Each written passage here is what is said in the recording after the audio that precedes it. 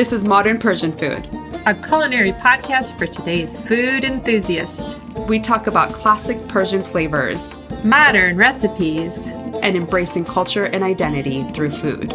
I'm Bita. And I'm also Bita. Welcome to our show.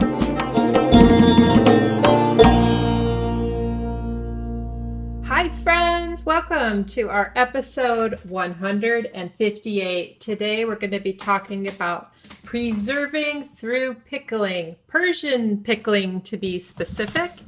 You know, it's been nice chatting with you, Bita June. I'm here with co-host and partner Bita June. Hi. You know, over the summer, we had a really ambitious schedule of so many special guests. Just thinking back, we had fast food and Persian food trucks, up and coming cookbook authors.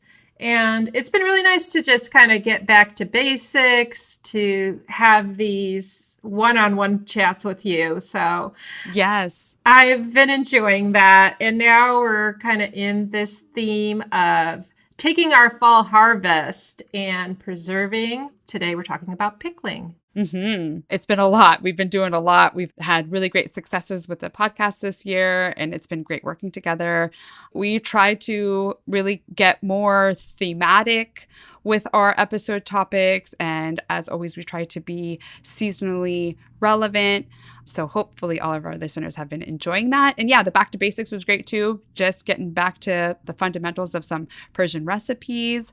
And absolutely, you know, we started kind of this little mini series here with like Mehragan, with like the celebration of the bounty of the harvest and what ways can we preserve those flavors. Last week we talked about jamming, and you walked through a kind of more evergreen type of jam, but we talked about figs and be and your delicious sounding carrot jam. So that was a lot of fun. And yeah, today, Torshi. So pickled vegetables, really kind of a condiment / side that you will have with your Persian food, or, you know, some other kind of fun ideas that we'll get into. But really, it's like, you know, very acidic. So it'll cut some of the very rich dishes, rich Persian dishes, many meat dishes, or just really kind of like rich, hearty dishes to really bring balance. You know, Persian food, as we talk about, has a lot of balance to it. And so giving kind of that kick of acid, acidic flavor with these pickled vegetables. We'll talk about the different things that you can pickle, and bringing that kind of like as a side. You have like, you add a little bit to each, maybe like spoonful of food that you're having, maybe some kebab and rice, maybe a rich eggplant, kind of whatever it is. So yeah, let's do it. Let's dig in. I think one of the things I love about Torshi is that it just really brings the essence of Persian flavors in. One of the things that's unique about Persian food is that it has sour elements, and it can often have like a tart or a zesty flair. Yeah. And, you know, it's not spicy. It's not hot in your mouth spicy. It's well spiced. Torshi can be spicy, and we're going to get into some different types. I'm really looking forward to hearing about, over the summer, you did some deep diving and some recipe testing for a project we were doing on Torshi. And so I haven't really had a chance to hear about how that all went and what you learned and all the details. Yeah, totally. I know that you just made some Torshi too. So I'd love to hear how that went and what you did and all those steps too. Absolutely. Yeah, so this summer is one of the projects that we're working on. I played around with making Torshi, but in a more Giardiniera style. You know, I looked up a bunch of different recipes. I looked through like basically all my cookbooks, all my Persian cookbooks, and the ones that had Torshi recipes. I did that and kind of compared it to things I found online and things that I compared to different like friends and family and like Torshi connoisseurs, and try to kind of find my own kind of version of doing it. And I hadn't really made Torshi myself before. And Torshi is one of those that it has a pretty strong flavor. So if you're not a fan of Torshi, you're not really going to want it like at the table, because it can have a pretty strong smell to it as well. You know, the vinegar-based smell. It's a love it or leave it. I think that the cool thing is that it's sort of up and coming and trendy. If you think about like kimchi and a lot of these fermented pickled things that are hot right now and good for you in the healthy food category, Torshi can be a player. It really can. Oh, yeah, absolutely. Absolutely. So my first kind of introduction to Torshi when I was younger, the one that I really kind of gravitated towards was the Torshi seed, which is pickled garlic. And the thing with the pickled garlic is you could pickle something even after a few days, it will start to be pickled. But some of these recipes, they're like years, like decades. Like you can pickle, no, I'm serious. You could pickle your garlic for at least 8 years, 8, 10 more. You'll see it. Liquid has turned like dark. And then the garlic itself is black garlic. So it gets all like soft and sweet. And I'm sure people who are listening have seen it, or maybe people who have like grandparents around and stuff like may have these old Torshi, which is like really prized because it's so sweet. So it turns kind of sweet. Extra special. I think that increases its value. It's like wine. If it took 8 years to create something, I would think that's a valuable item. It's not easy to come by. Absolutely. I have tried garlic Torshi. I don't know if it was an 8-year. I don't know if it was a vintage, but that's interesting. Yeah, those are like homemade. You'll see it maybe on the table. It's like super dark. Yeah. And like, again, it turns soft and sweet. So I would say my first introduction to real Torshi was like kind of the Torshi seed, and which was like so delicious that I just kept wanting to eat it with my food. And then as I got older, I like learned to appreciate Torshi more. But yeah, so back to what I was saying is I researched a bunch and I wanted to make a more like Giardiniera style for this project that we were working on, that it's more kind of like can be more accessible to a broader audience. And I think when you call it something like people who know Giardiniera is more like Italian style, kind of bigger chunks of vegetables that are pickled. You know, they're bigger, they hold their shape a little bit more. And when you use a term like that, if people have heard the term Giardiniera. Giardiniera. Oh yeah, there you go. Fresh from Italy. Exactly. Is it makes it more accessible to people because they feel like maybe they, you know, it's a term that they have heard, they can know what to expect. What's in it? Tell us what was your recipe finally? So my recipe is all apple cider vinegar. This is not cut with water. And a lot of recipes will not actually cut it. If you add water, it has a shorter shelf life and you need to keep it refrigerated.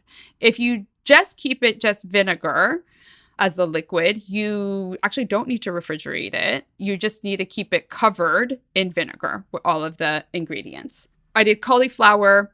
I did carrot. I put celery. I actually put green beans, which is not always that common.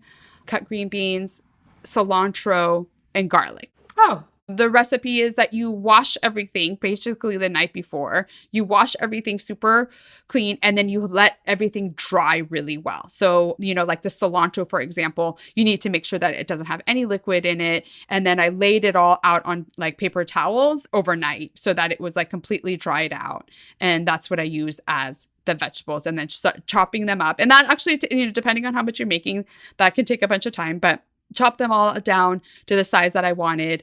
So before we get into other things that are in the brine, why don't you give us a little bit of update of how your process went? I did a quick version that I grabbed out of Andy Marigani's The Cook You Want to Be cookbook. We had Andy on our show, and I had it in the back of my mind that he had this really easy, like 2-day version that you could make. And it was that. And I appreciated that he kind of separated 4 versions. He has a Giardiniera style similar to yours. And in his Giardiniera, he suggests oregano, garlic, and a little olive oil mixed in with rice vinegar and red wine vinegar. I did not do that. I chose the Persian Torsi version that he suggests. And in his recipe, he suggests half and half in somewhat equal proportions of water to the vinegar that you're using. In his Persian Torsi recipe, it is a apple cider vinegar. So I did do apple cider vinegar and water. He highly suggests at least a tablespoon of salt to help preserve. He also uses just a little bit of sugar to kind of balance it. And in his opinion, not too much sugar. That's his preference, is the less sweet. So I literally just made this morning. It was one of those beautiful things of, oh my gosh, I think I have everything. My daughter, who just went off to college, left behind some beautiful tricolor big carrots that she had used for a baked vegetable recipe. So those were magically in there. She had a shallot. We had garlic from an Italian dinner that we had cooked. And I have an herb garden. So I'm like, oh my gosh, I think I have pretty much everything. Dried mint. It was so easy. This version, you simmer your liquid and then you just basically, I peeled and chopped the carrots. I sliced up some red onion. I used the shallot. I used the garlic. You actually simmer that down. And in his quick version, you do cook and simmer down your vegetables a little bit, especially with the hard carrots. So I did do that. In the brine, in the mix of the water and the vinegar? Yeah, in the brine. And then in the recipe for Andy Baragani's Persian Torsi pickles, he suggests dried tarragon in the brine. I used fresh thyme. And so it's okay. It's going to taste different, but it looks very pretty. I think that fresh thyme is really pretty, and I do like that taste. And he also has this whole list of like suggestions or like tips that I appreciated. And one of the things is like super obvious. He says this probably goes without saying, but whatever you choose to flavor your brine with, that's what your torshi is going to taste like. Yeah. So I happen to like the taste of thyme, so it's okay with me that I use that. And I love mint, so I put a bunch of dried mint in there. So we shall see. It's sitting there for 2 days. I'll report back. Hey friends, just wanted to ask you a quick favor. If you would like to join on to our mailing list, there's 3 ways that you can do that. You can either go to our website, modernpersianfood.com. You can scroll down in the show notes in whatever app you're using to listen to this podcast, and there is a button that you can click to sign up for the newsletter. Or on Instagram, we have it in our bio, direct links that you can sign up. Sign up and don't skip a beat. So to that point, really, whatever flavor profile you like and whatever vegetables or fruits for that matter that you like, you can put in a torshi. I think that this is one of those recipes that is just super versatile, and it can be a little bit intimidating because it's like, okay, well, what am I going to do? And is it going to like mold? And like, what do you mean don't put it in the refrigerator? So I think there's a lot of steps that can be a little nerve wracking, but I love that you put time in it because it's like, yeah, that's going to be your version and you might actually like love it. So that actually sounds really good. Yeah, another thing I did is I put a splash of saffron infused vinegar that I had, which I love. Oh, and right. Yeah, from our wonderful sponsor, Zafras. I still had a little bit of that. And so I thought, why not? I'll just put a splash. Oh, what a fun idea. Yeah, that sounded really good. I'd put it in at the end, remembering that, you never want to kind of like boil down your saffron to preserve the flavor of it. Yeah, that's great. So tell me, in your version, did you cook your vegetables at all, or are they just sitting in the brine? Yeah. So actually the one of the main ingredients that I failed to mention when I was just listing out what was in my torshi is actually eggplant. Oh. Eggplant is actually like a key ingredient to many, many, many torshi. And that, yes, you cook the eggplant. You cook the eggplant, and I probably could have used more eggplant than I did because a lot of times the eggplant, after you cook it, adds a little bit of a creaminess to the torshi. That was the only element that I cooked. Everything else was raw. And again, I did want to kind of have a little bit more of like Giardiniera style, a little bit of crunch to it. I wanted it to still hold the integrity of its shape after it got pickled. Yeah, good point with the eggplant, because I feel like everything you listed before is kind of what you would see in a Giardiniera. Yeah. Italian version or even Mexican versions that we have that are more mild with the carrot and the maybe shallots and onions and cauliflower. But eggplant really makes it more Middle Eastern and Persian in my mind. Exactly. And garlic. And I have a little bit of a silly question. As I was making mine today, I had Persian cucumbers. I was going through, what do I have? What can I throw in this thing? Yeah. And I had Persian cucumbers, and it crossed my mind to put them in there, but I decided not to in the end. Mine are just mainly carrot and onion and so forth. Do folks put cucumbers, Persian cucumbers, any kind of cucumbers in their torshi? So for what we're kind of used to like pickle, like a dill pickle, the texture of the cucumber can get a little bit soft. I don't necessarily see too many cucumbers in like a torshi. I will see like Persian style pickled cucumbers, like the little small skinny ones that you get like kind of like Cornichon equivalent. That stay crunchy. Yeah. Yeah, exactly. But I haven't really seen it in it. Gotcha. Yeah, that's what I thought too. You're right. I think that if I were to slice them up, they would just become soggy and it wouldn't really, Yeah. it would be different. But at the end of the day, anything goes. You can really pickle anything. Right. Absolutely. Absolutely. So you can also add different spices to it. So one item that you see very frequently in a Persian pickle is hogweed and also angelica. And actually, when I was making it, I was having a hard time actually finding these spices because when I was making it, I was trying to make it like, pretty quickly. I could have ordered them, but I would have had to wait a few days and I had to add all my other ingredients. I was just looking around all the different spice shops in San Francisco to try to find them. And I wasn't having any luck, unfortunately. So what I ended up doing was actually using a pre-blended mix from a big Persian producer.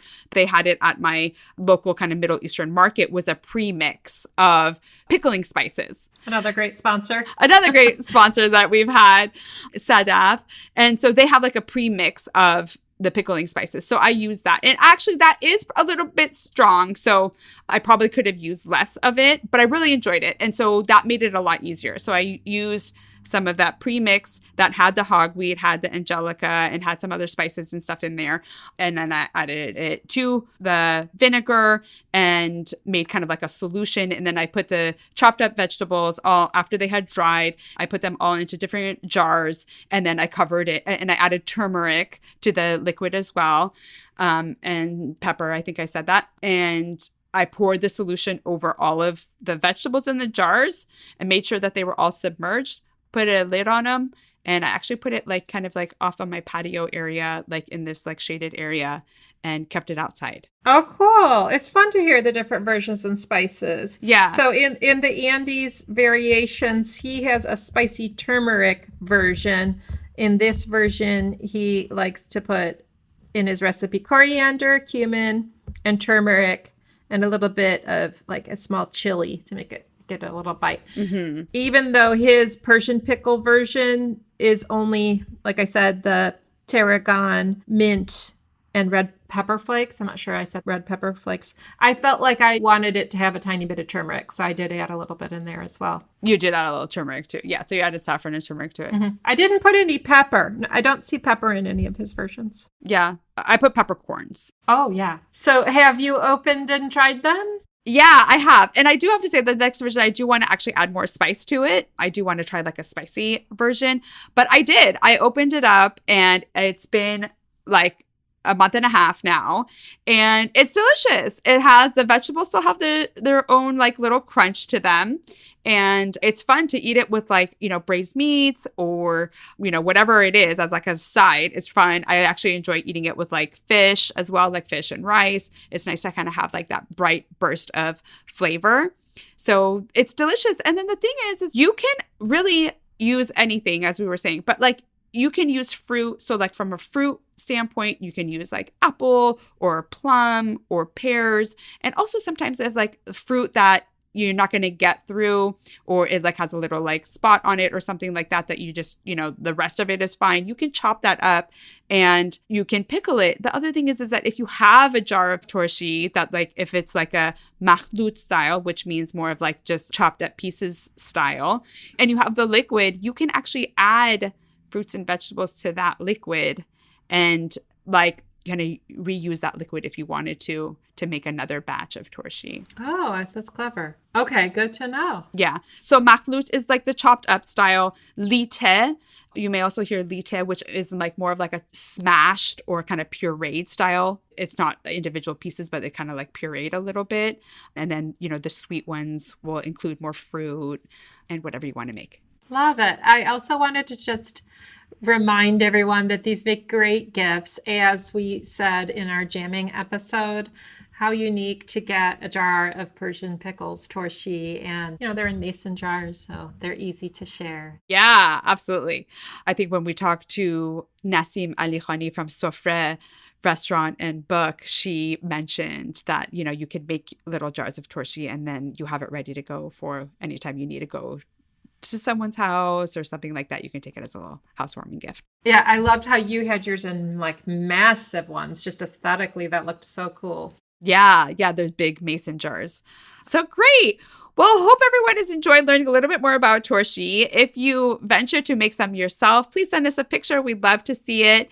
And if you don't want to make it, a lot of the brands, actually, we talked about some brands, but if you go to a Persian market or a Persian online retailer, you'll see that there's a wide breadth of different Torshi that you can just order or purchase and enjoy and try some different flavors and see what you like. True. And hey, we didn't do an Ask the Beats today, but send us your ATB. We're always up for answering it and giving you a shout out on the show. Okay, until next time. Bye. Bye-bye. You've been listening to the Modern Persian Food Podcast with Bita and Beata. Thanks for spending time with us. If you've enjoyed what you heard today, consider telling a friend or giving us a good rating. You can subscribe to our show for free on your favorite podcasting app or find us online at modernpersianfood.com or on Instagram for the recipes and information we talked about today. We'd love to hear your thoughts and see you next time.